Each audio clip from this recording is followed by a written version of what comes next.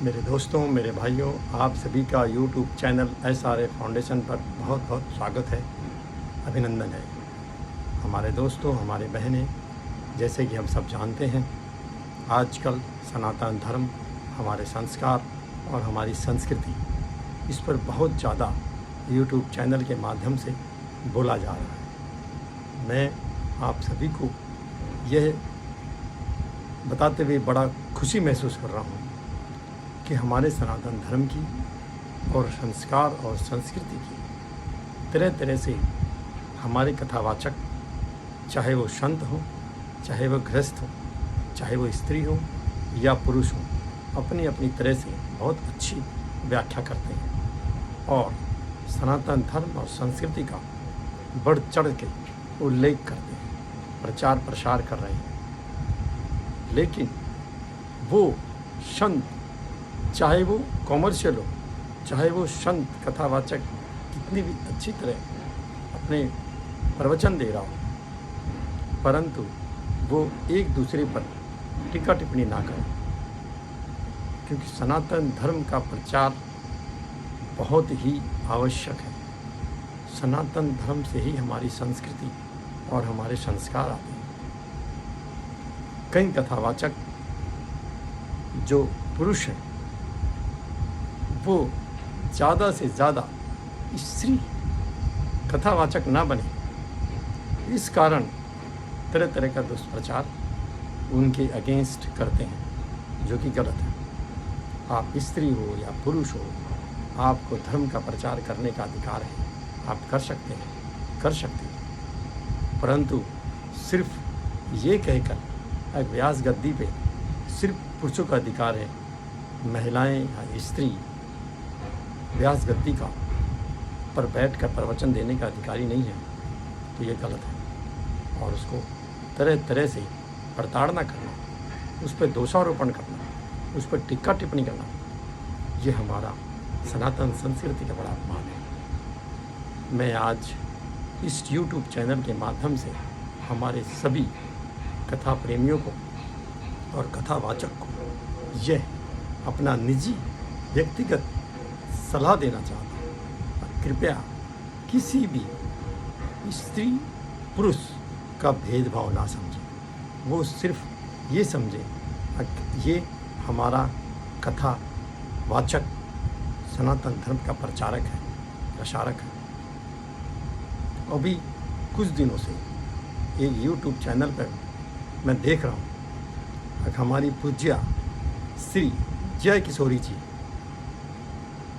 Periods के बारे में, मासिक धर्म के बारे में उन्होंने अपना वक्तव्य दिया है और इस वक्तव्य पे कई कथावाचक उस पर टीका टिप्पणी कर रहे हैं, उस पर दोषारोपण कर रहे हैं। मैं उन सभी कथा प्रेमियों से, कथावाचक से हाथ जोड़कर नर्म निवेदन और प्रार्थना करता हूँ, कृपया इसको इतना हाईलाइट मत करिए। ये जय किशोरी जी का अपना व्यक्तिगत विचार है, जो आधुनिकता को स्वीकार करना चाहिए। हम अगर पुराने ज़माने की पुरानी संस्कृति को जोड़कर इससे देखेंगे तो ये बड़ा अपमानजनित हो जाएगा। जय किशोरी जी का मनोबल गिर जाएगा। वो बहुत अच्छी कथावाचक है, उसका प्रचार प्रसार करने का तरीका बहुत बढ़िया है। वो सिर्फ और सिर्फ सनातन धर्म, संस्कृति और संस्कार पर ही तो बोलती है, जो हम सब की अपनी ज़रूरत है। आज के ज़माने में आधुनिकीकरण पर ये जो पीरियड्स और मासिक धर्म और जो उन्होंने कहा है वो बहुत सही कहा कि एक समय था जो कथावाचक ये कहते हैं कि गलत है जी, वो गलत है, इस तरह पीरियड्स में लड़कियां बाहर नहीं आती हैं, लेडीज़ महिलाएं अपने आप को बचा कर रखती हैं और वो शाप देखे तो सर बंधा हो जाता है। ये बहुत पुराने ज़माने की बात है। आज जितने भी कथावाचक, मैं ज़्यादा करके कहूँगा पुरुष समाज को, वो पूरे के पूरे श्रृंगार करके व्यास गद्दी पर बैठते हैं। आज से सनातन धर्म की संस्कृति के समय जब कथावाचक व्यास गद्दी पर बैठते थे तो वैसे ही आके बैठ जाते थे कि इनकी दाढ़ी बड़ी होती थी, कोई अपने वस्त्रों पे, कोई अपने वेशभूषा पे इतना ध्यान नहीं देता था। एक समय था जब हम नीम की दातुन किया करते थे, साबुन नहीं थी, लोग रेत में, नदी के रेत में स्नान करते थे।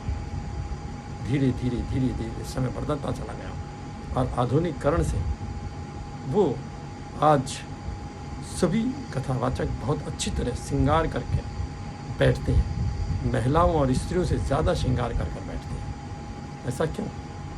जब आधुनिकता इतनी ज़्यादा आ गई है तो वो अलग अलग तरीके से संसाधन हो चुके हैं। सारी महिलाएं, स्त्री ज़्यादा करके पढ़ी लिखी हैं। वो पुराने ज़माने की बात ख़त्म हो गई है। हर जगह सब चीज़ की फैसिलिटी उपलब्ध है।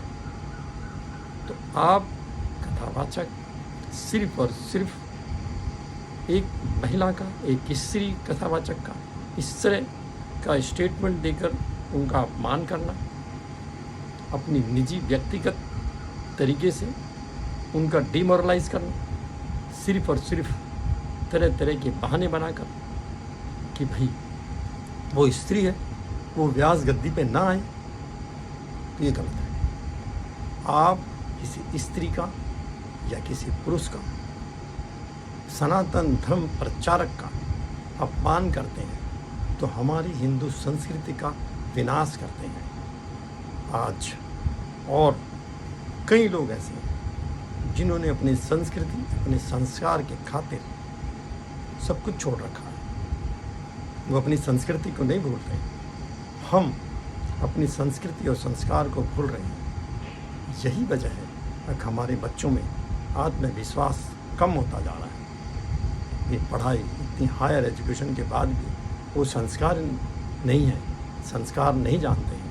तो जब तक हमारे अपने बच्चों में संस्कार नहीं होगा, उनमें आत्मविश्वास नहीं होगा, उनमें हमारी हिंदू संस्कृति का बीज नहीं पड़ेगा, तो जो भी कथावाचक है इसमें भेदभाव ना करके, चाहे स्त्री हो या पुरुष हो, अगर वो सनातन धर्म, हमारी संस्कृति, हमारे संस्कार का प्रचार प्रसार कर रहा है, तो उसके मनोबल को बढ़ाएं, उसको ज़्यादा से ज़्यादा इनक्रेज करें, उसको तरह तरह के लाछन लगाकर डिमोरलाइज ना करें। ये मेरी आपसे नर्म विनती है। जय श्री राम।